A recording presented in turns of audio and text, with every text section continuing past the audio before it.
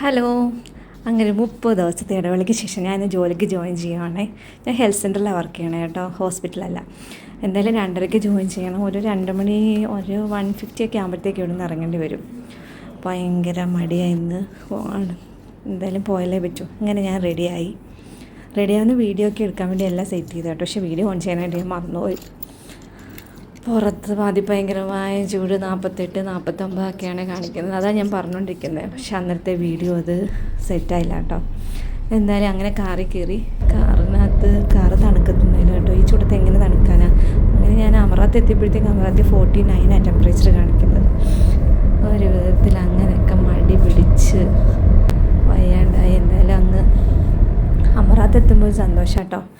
അങ്ങനെ ഞാൻ ഹെൽത്ത് സെൻ്ററിലെത്തി, ജോലിക്ക് ജോയിൻ ചെയ്തു. ഇന്നെന്തായാലും വലിയ തിരക്കില്ലായിരുന്നു കേട്ടോ. തിരക്കില്ലാത്തതുകൊണ്ട് ഞാൻ രക്ഷപ്പെട്ടു. ഈ മടി പിടിച്ച് നമ്മൾ പോകുമ്പോൾ ഭയങ്കര തിരക്കൂടായാൽ മൊത്തത്തിൽ കുളമായിപ്പോവും. എന്തോ ഭാഗ്യത്തിനൊന്നും കുഴപ്പമുണ്ടായിരുന്നില്ല.